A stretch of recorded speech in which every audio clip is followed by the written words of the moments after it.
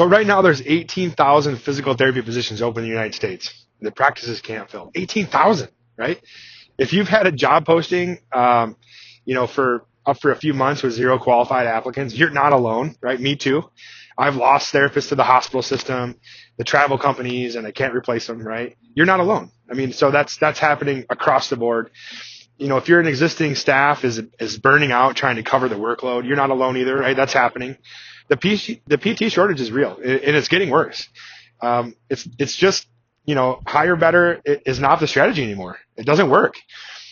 My name is Dr. Andrew Grecki. I'm a practice owner, and last year I had 2 positions open for 6 months with 0 qualified leads. Imagine that, 0 qualified leads. Let me show you how to survive, right?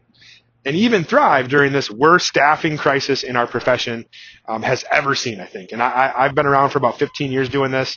It's definitely the worst I've ever seen. So let's start with the reality here. The reality of what's going on. We're facing a current 18,000 open PT positions nationwide. That is massive, right? And PTs who are unemployed and looking for work, that's 18,000 jobs that practices are actively trying to fill and can't, right? So why is this happening? Well, reason number one is we're not graduating enough PTs. I think that's a big deal, right? So PT school enrollment, hasn't kept pace with demand. We're graduating about 10 to 12,000 new PTs per year, but the healthcare system needs, 15 to 18,000 to keep up. And so there's an aging population that's happening, right? More people need PT. PTs are retiring, right? The boomers are leaving the profession. Expansion of PT scope of practice, so more opportunities, right? But that's great, but there aren't any PTs. Number 2 reason I think is because PTs have more options than ever. Right? 15 years ago, your options as a PT were go to the hospital, go to outpatient clinic, go to skilled nursing, go to home health. Maybe you work in the school system. But today's PTs, they've got so much opportunity. They can work remotely with telehealth companies. They can do travel PT. They can work in cash-based practices. They can work in wellness and fitness industries. They can work for pro athletes, pro dancers, tech companies that are building apps, consulting, content creation. The best PTs have options, right? They're not desperate for job postings. Another reason is the compensation gap, right? Hospital systems and large corporate practices can pay PTs $85,000 to $100,000 of full benefits, but private practices are trying to compete at $70,000 to $85,000 with smaller benefit packages. Travel PT companies are offering $2,000, $2,500 a week. It's just not fair, right? So unless you can match those numbers, you're efficient in a smaller and smaller pool, right? So the result is your practices are just stuck in an impossible situation. You can't find staff. You can't afford to pay what it takes to attract staff. Existing staff are getting burned out from covering extra, hours and extra patients. The patient experience is suffering. Revenue is declining because you can't see as many patients. And even less, you have even less money to pay competitive wages, right? It's really a death spiral, and it's accelerating. And I'm seeing it happen, every single year that I've been doing this. And so when I talk to practice owners about their staffing problems, I hear the same attempted solutions over and over, right? And none of them are working, right? Failed solution number one I've heard a lot is we just need to hire better and recruit harder, right? Well, really? Where exactly are you going to find these PTs? You've already posted on LinkedIn and Indeed and ZipRecruiter and you shared it on your Facebook page and every job board you can think of. You reached out to PT schools like I have as well. And so, you've offered sign-on bonuses. You've asked your staff for referrals. You've posted on social media. The problem isn't your recruiting, right? Your strategy is good. The problem is there aren't enough PTs to go around, right? It's like trying to recruit harder for a sold-out concert. It doesn't matter how good your pitch is. There's no tickets left, right? And so that's a failed solution. Another failed solution is we'll just pay them more, right? Okay, well, where's the money coming from, right? Is your insurance reimbursement going up? No, they're not going up. In fact, they're going down. They're going down 40% less since when I opened in 2009. So if you increase wages by 20% to be competitive, you need to either see 20% more patients, but you can't because you're short-staffed and your current providers don't want to double and triple and quadruple book, right? Are you going to cut costs somewhere by 20%? Well, you're already lean, so I don't know where that's going to happen, right? Are you going to accept 20% lower profit margins, which might actually put you out of business? So you can't just pay more without revenue increasing, right? The math doesn't math. So that's a failed solution. Another failed solution is, we'll just use PTAs instead of PTs, right? Oh, great idea. Except there's a PTA shortage too, right? Not as bad, but it exists, especially in an area where we are, where there's no colleges that educate PTAs. Insurance reimbursement for PTA services went lower, right? 15% lower. Some states have restrictions on supervision. You still need to have PTs to evaluate and supervise those PTAs, right? So PTAs are part of the solution, but they're not a complete replacement for PTs. So failed solution, right? Another failed solution. We'll just work our existing staff harder. Oh my gosh. Well, how's that going for you? Your staff is already seeing 10 to 12 patients a day. You push them to 13 to 14 or more. They get exhausted. Then the quality suffers. Patients complain. And your best therapist quits, right? Because they're just burned out. And again, I've heard that story a lot too. And so now you're even more short-staffed. Not a fun situation to be in. You can't work your way out of a staffing shortage by burning out your staff, right? You can't do it. It's a failed solution. Another failed solution. We'll just hire new grads and train them, right? Awesome. I love new grads. New grads are great. I hire them. I love training them. But again, they need 3 to 6 months of mentoring really before they can be completely productive. So that first year, you're not going to be, you're going to be in the loss. You're going to lose money on that, right? You got to give them time to get acclimated, right? They have a higher patient cancellation rate typically, while they're building their skills. That's all normal stuff. And then 1 to 2 years later, when they start to become productive and efficient, they leave for a higher paying job because they can go to the hospital system and, because they get reimbursed 2.5 times more at the hospital. So they can go ahead and just get a job there, right? So it didn't really solve your immediate problem, did it? Right? So here's what I realized. You can't hire your way out of the crisis, right? The PTs don't exist. Even if you had unlimited budget, you can't hire people who aren't there. And so the question really becomes, how do you increase revenue per therapist without increasing their workload, right? How do you increase revenue per therapist without increasing their workload? That's the only question that matters. It's the only question that matters. So let me show you a different way to think about this, right?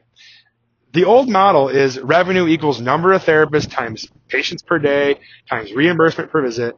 That's the old way of doing things. If you can't increase the number of therapists, you've got the shortage, and you can't increase patients per day, burnout, right? You don't want to have that. And you can't increase reimbursement. Insurance sets those rates, right? You're stuck. So that's kind of the old way. Now, the new way, the new model, which is what I've implemented. So the new model is revenue equals traditional PT revenue plus additional revenue per patient. Instead of trying to see more patients, you generate more revenue per patient, right? The patients that you're already seeing. So here's what this looks like in my practice, right? So let's say you have a PT seeing 10 patients a day. So you got 10 patients a day times $100 a visit, that's $1,000 a day. In 20 days, that's $20,000 a month, right? $20,000 in revenue. Now, again, there's a lot of expenses that go in there, but that's the traditional kind of physical therapy approach with revenue. Now, if you push them to see 12 patients a day, okay, that's $24,000 a month, right? But typical results, burnout, and they quit. So you're back to zero. The new approach, right? The new approach is keep them at 10 visits a day, right? It's sustainable. But add $160 per month per patient from additional services. So you're adding $1,600 a month for those 10 patients, right? That's a total of $20,000 plus $1,600. That's $21,600 a month. You get the results are the same revenue increase, no burnout. You scale this across your practice. If you have 5 therapists, each are seeing 10 patients a day, that traditional revenue, it's $100,000 a month. Additional revenue is $8,000, right? And so now you're up to $108,000, right? And that's $96,000 a year in additional revenue without hiring a single person or seeing a single additional patient. So now here's the real question. What additional services can you provide that don't require additional staff time, right? That patients actually want and benefit from? I think that's the key. They have to benefit from this as well. The patient does. Insurance will pay for it and doesn't require expensive equipment. And it also works with your existing patient base. So when you hear that, most practice owners can't answer this question. So they default back to, well, I guess I just need to hire more people, which again, we've established doesn't work. So let me give you 3 examples of how practices are actually doing this the right way, right? So example number 1, you can add something like a group wellness program, right? One practice I know added a group wellness classes. One PT actually was running a class for 8 to 10 patients. The patients paid $25 to $40 a class. The PT teaches them 3 times a week. So they were generating about $600 to $1,200 additional weekly revenue from that situation. The patients loved it.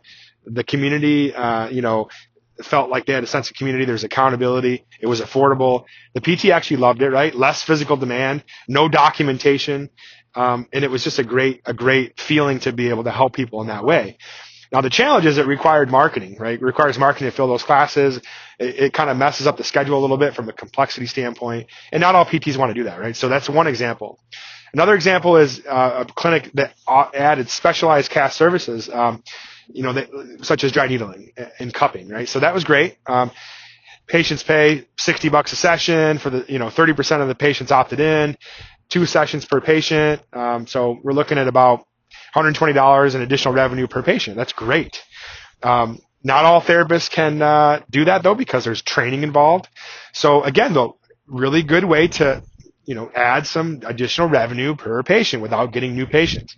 But again, the challenge is it requires a lot of training, upfront costs, because you got to send your therapist away. Now, my favorite example is example 3, remote therapeutic monitoring. That's what we do, right? This is what we implemented in our practice, and insurance pays for remote monitoring of home exercise programs. And we were already creating home programs for every patient. We've always been doing that. And so we just added a system to monitor engagement and provide support. So patients get better outcomes. They have accountability built in. There's support between visits. Insurance reimburses about $160 a month per patient. That's amazing, right? There was no upfront cost. There's no additional cost there. And so we're able to have good results there. And we have 13 therapists in our practice. So, we're doing a lot there with it, about $40,000 a month in additional revenue that we're seeing without adding more patients, without hiring people, without giving, money to equipment. And the best part is it requires 0 additional staff time, right? We use remote providers to do the monitoring for them. So they don't do the monitoring in the clinic. It works with our existing patient base, and patients love it. Insurance pays for it. Patients love it. You can read it in our reviews. We have evidence now the outcomes are actually improving. Again, the challenge is it requires implementation in systems, right? It requires a few months to get used to it. It requires a software device to monitor progress and to engage with the patient. But again, the point of these examples are there are multiple ways to increase revenue per therapist. The right answer depends on your practice. So your market, what is your desire? What's your staff's interest? But the principle is the same, right? Stop trying to hire more people or see more patients, right? Start maximizing revenue from what you're already doing. What you're already doing, right? So here's an action plan for you. And this is one that I've taken, right? We're going to call this the action plan for surviving a staffing shortage. Number one, I want you to accept reality, right? You're not going to magically find 3 PTs who want to work for next to nothing. So stop wasting your energy on that. It's just not going to work. Pay your PTs good. Step 2, I want you to calculate your revenue per therapist, right? So you're going to take total monthly collections. You're going to take the number of treating therapists. So you're going to divide those, and that's going to give you the revenue per therapist. This is kind of like your baseline, right? Your goal is to increase this number by 20 to 30% without increasing patient volume, right? And then step 3, I want you to identify what are you already doing that you're not getting paid for, right? Common examples, right? You're creating home exercise programs. You're doing that. You're talking with patients outside of patient care time, right? You're making phone calls. You're educating them. You're giving them resources. You're making phone calls, taking messages. So you're doing that stuff already, right? You're doing wellness advice, prevention coaching. So think about all those things. And then step 4, I want you to choose one additional revenue stream to implement. Don't try to do everything at once. Just pick one thing, right? Whether it's group programs, cash-based add-on services, or my favorite, remote therapeutic monitoring. Retail products are an option, right? So pick the one that fits you best, fits your patient population. Your staff is willing to do it. Have a conversation with them, right? Pick the one that has the best revenue to effort ratio. And you can implement this in 30 to 60 days. It's not hard. And then finally, step 5, when you implement this, I want you to implement it with a champion, right? Don't just announce it and hope it happens. Assign a person that is in your facility that cares, who wants to own the implementation, who wants to track utilization weekly. They're going to help you train staff, troubleshoot problems, and report results. And then finally, step 6, I want you to measure and adjust, right? Track it. How many patients are enrolled versus participating? What's the revenue generated per month? Are you getting reimbursed properly from your insurance companies? What's the staff feedback? What's the patient feedback? If it's not working after 90 days, adjust it or try a different approach. But the goal is within 3 to 6 months, you need to increase your revenue per therapist by 20 to 30% without increasing their workload or your workload. This gives you the money to, pay your staff more so you can retain them. Pay for training so they can get better and grow in their career. Offer competitive wages and benefits. And then make good offers when you're hiring people, right? Build financial reserves so you can have stability for the next crisis like COVID, right? Reduce people's stress. This is going to be very helpful. So you can't control the PT shortage, but you can control how you respond to it. So look, the staffing crisis isn't going anywhere. It's not supposed to get better for like another 7 to 8 years. If anything, it's going to get worse over the next 3 to 5 years. So, PTs are retiring, the demand's increasing. So the practices that are going to survive, they're going to be the ones that have figured out how to increase revenue per therapist, right? Without burning out everyone around them and driving people away. So I've put together a free guide for you. I want to really help practice owners. And this guide is called the 5 Revenue Strategies that PT owners are using in 2026. It's what I've implemented in my practice. It's completely transparent and it shows you real numbers, real success. It's not just made up theories. And so I want you to click the button below this video to download, and it's free. And I hope you'll follow me, and I hope you enjoyed watching this video as much as I enjoyed making it. Thanks for listening.